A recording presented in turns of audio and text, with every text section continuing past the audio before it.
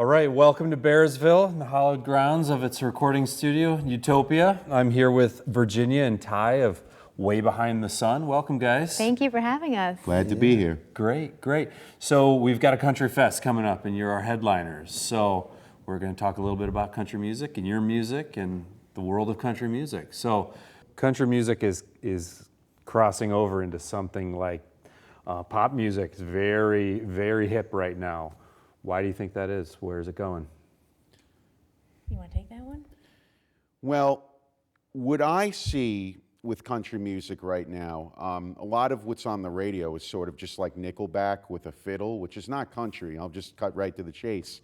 But there's sort of this resurgence with people like us, sort of on the underground or alternative, where they're playing more roots music, more traditional country music, where in traditional country music, everything is clean. It's not distorted. You can't hide.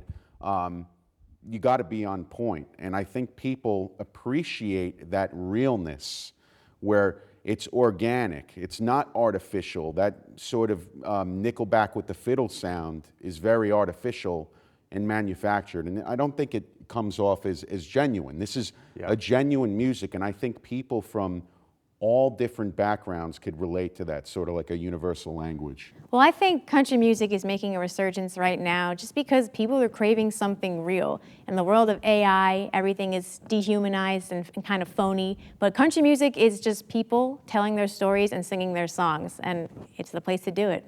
So that's a great lead into the other question. If you had your dream about a collaboration, oh my gosh. For you, who would it be, Virginia? Vocally, I would love to sing with Raul Malo of the Mavericks. He was always my favorite singer. Even though I'm a girl, I always was inspired by his voice and just the way he puts flavor onto every note. And I know he does a lot of collaborations. So if I could sing with Raul one day, I'll be very happy. And you, Ty? Who would you like to collaborate with?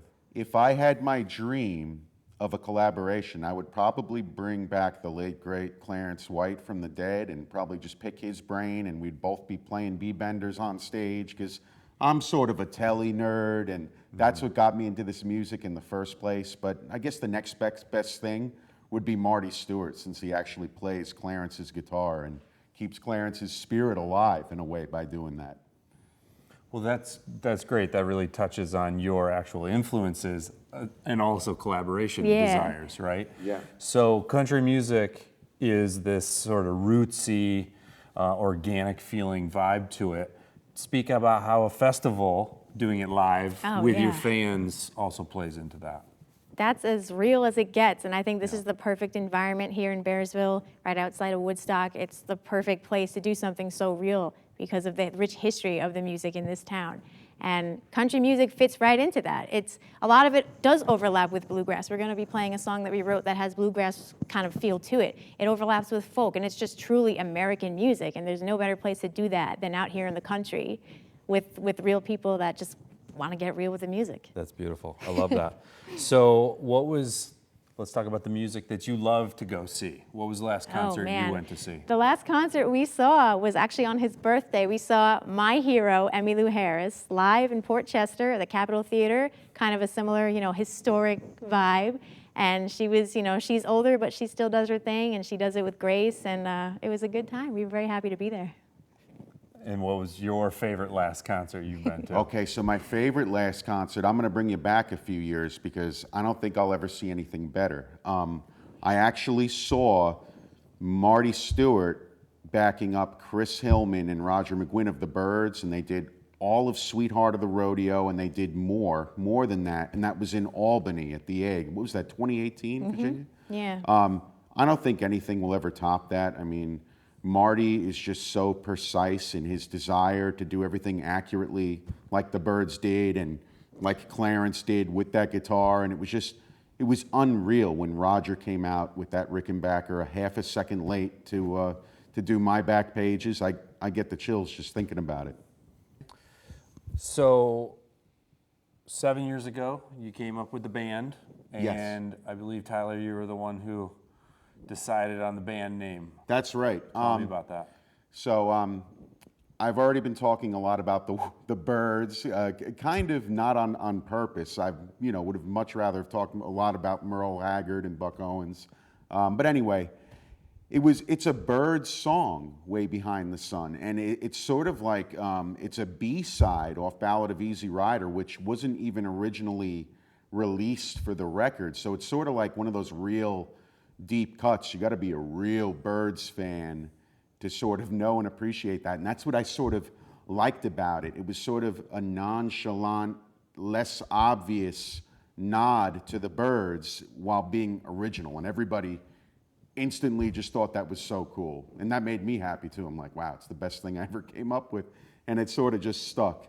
Yeah, and when he said the name Way Behind the Sun as a possible name, I, as a graphic designer, immediately pictured the logo, which was a southwest sunset and a wolf howling, and I was just picturing the West and a cowboy going out and just being free in the frontier in America, and it all just came together so perfectly. So when he said it, I was completely on board. Way Behind the Sun. Let's do it. So Virginia and Ty, where does two Italians living in New York City come up with becoming country musicians? It's a crazy story with our backgrounds, how we wound up playing country music. I don't really have an exact answer other than I can say my parents played it and I was surrounded by it, and I was raised on country, and even though I'm an Italian New York girl, that my heart is in the country.